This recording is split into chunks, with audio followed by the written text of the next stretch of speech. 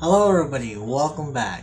So if you're wondering where's my mic, actually, um, my cousin accidentally cut it.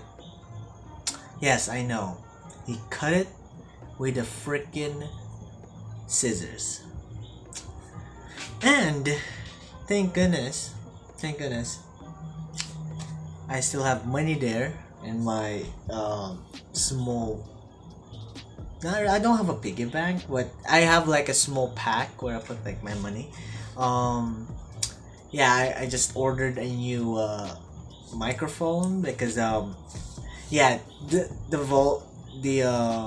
sound for this video is going to be different. So today we're reacting to Oversimplified the Football War.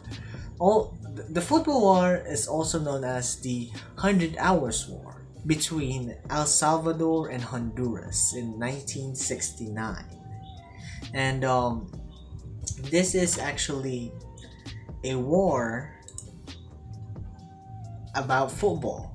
Not really about football, but there's still there's still there's tensions. Like um, football is just the buildup of tensions, and in this war. So yeah, knowing that El Salvador and Honduras are very fanatic of football, and in the Philippines we call it football. We don't call it soccer. Some people call it soccer, but mostly I hear people call them like football. So yeah, I'm gonna start recording. And yeah, it's still zero though. Hold on. Okay, there we go. Yeah, this is gonna be a quick video. In the past 2 days, You have two. Whoa. In the past 2 days, I was sick. I'm very sorry, and now it's going to be hard because the volume and yeah, it's gonna be weird. I'm just going to almost increase the volume of like my video. So yeah, let's go. Quick. You have 2 seconds to name the. Hold on. Where the hell is it? I'm sorry. It's apologize. Quick. You have 2 seconds to name these two countries. Honduras and El Salvador. You're wrong, unless you got it right. Then good job. They are, of course, Honduras and El Salvador. One thing these two countries have in common is being fanatic about football. Or if you're a freedom-loving patriot, soccer. But do they love it so much they would go to war over it? You bet they would, and that is no bueno.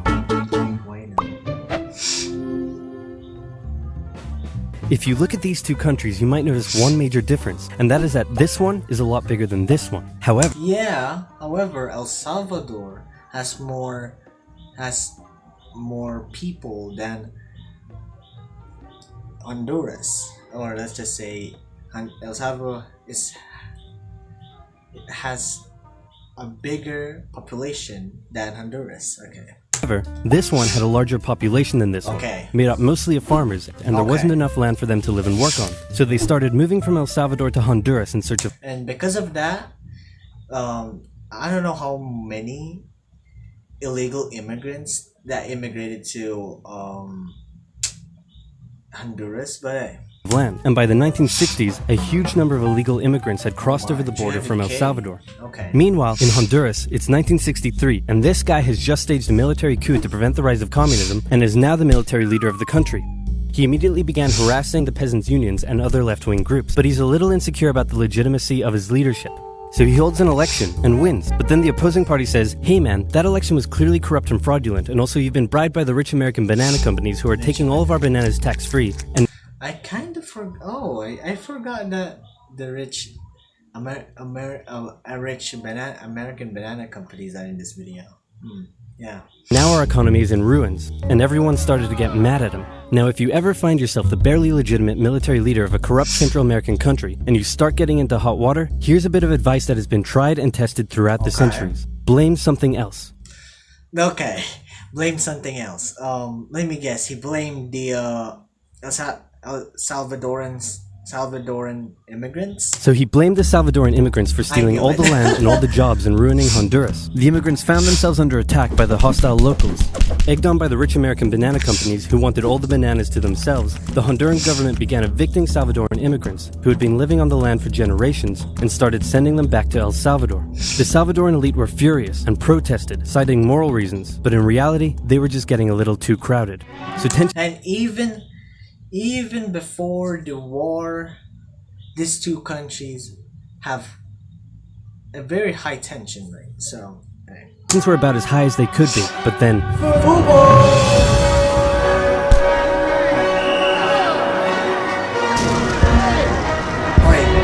it's the 1970 World Cup Qualifiers, and both countries finished top of their qualifying tables, so it was now time for them to play against each other in a series of matches. The first match took place in Honduras. The night before the game, Hondurans gathered outside the Salvadoran team's hotel, making noise and taunting them. The next day, Honduras defeated the exhausted Salvadorans with a late 90th minute goal. First of all, I'm not a huge football fan, but imagine that, like harassing the other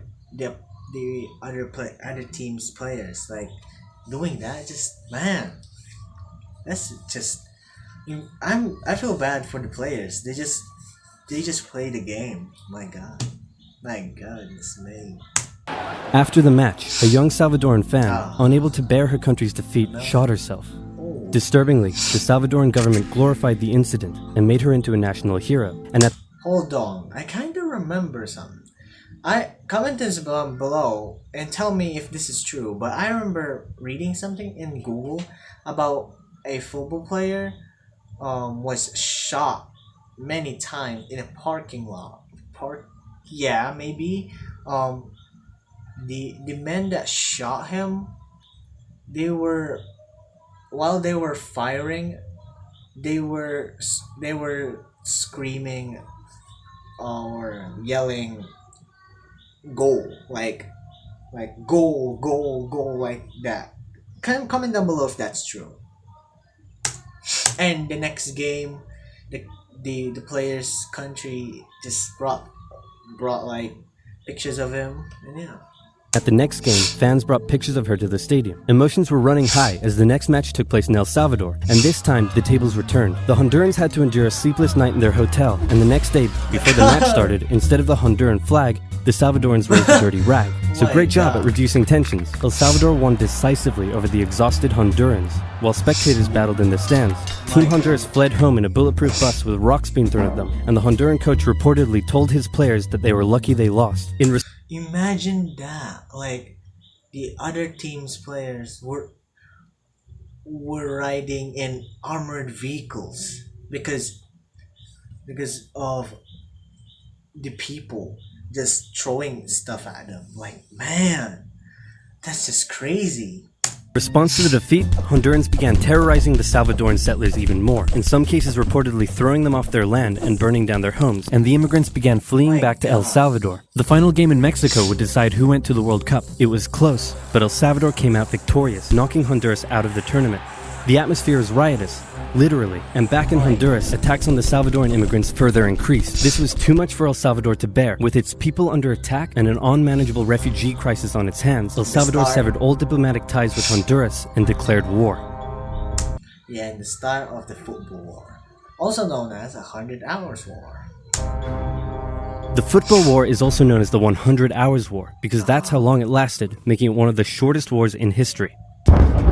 El Salvador started by carrying out air raids on strategic locations within Honduras, including Toncontín International Airport, which prevented the Honduran Air Force from getting into the sky. Then, with their superior army, they began an invasion along two major roads, complete with light tanks and infantry. Their advance was rapid, and they were quickly approaching the Honduran capital. Then, the Organization of American States met in a bit of a panic and unanimously agreed that war between El Salvador and Honduras was a bad thing and probably shouldn't continue. So they went to El Salvador and said, "Can you please stop invading?" And El Salvador declared, "Not until they stop being jerks," and so the war went on.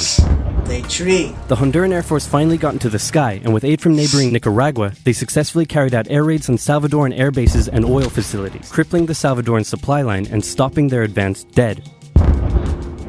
Caught in a bit of a stalemate, the situation was no longer advantageous to El Salvador, so when the Organization of American States once again asked them to stop and agreed to ensure the safety of the Salvadoran immigrants, El Salvador relented, and a ceasefire was organized on the 18th of July. Then the OAS said, "Can you now please withdraw your troops from Honduras? No, please, no, please, no, please, no. Do it or we'll sanction you."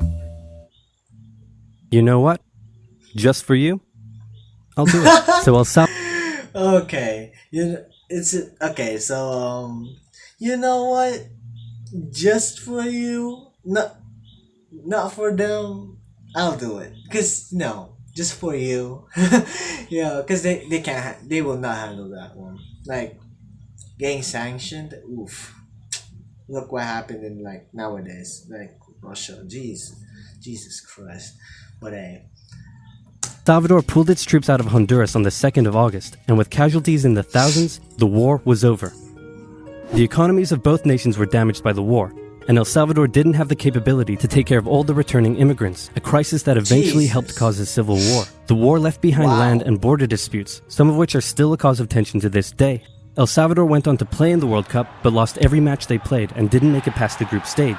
So in the end, nobody achieved anything, and there were no winners. Except for this guy.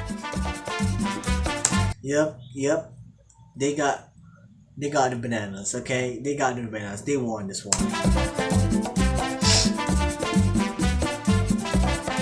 Hey, kinda like them.